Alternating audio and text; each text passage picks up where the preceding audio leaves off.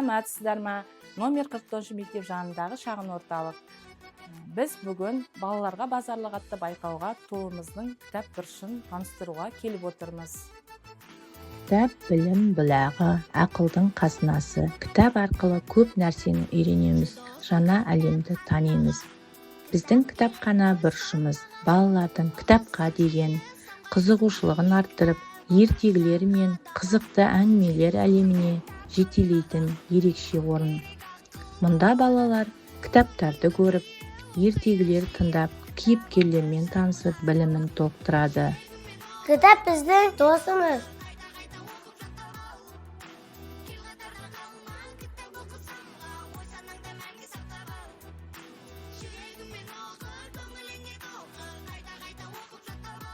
Кітап досымыз, білем-біледі асырамыз, оқып өсеміз, ақылды болып жетеміз.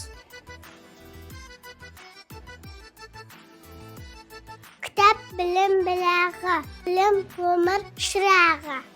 Кітап біздің ең жақын досымыз. Ол бізге ақылды болуды, жақсы мен жаманды ажыратуды, әдепті әрі мейірімді болуды үйретеді. Мен досым ой, үйретеді жақсы ой, оқыған сайын өсемін, бірінді орып жетемін.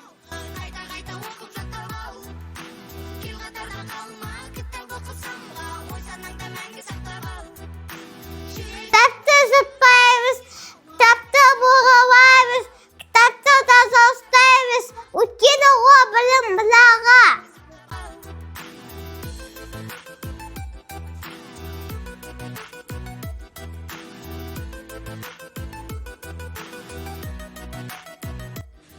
Мен қызыма бүгін шалқан ертегісін оқып беремін. Ертең балабақшаға барғанда достарына әңгімелеп береді да менің қызым шалқан ертегісін. Мен достарымға ертегі айтып берейін деп отырмын. Ата дейді, сарқанда дәу болып өсіреді, содан кейін дәу болсын деп айтады.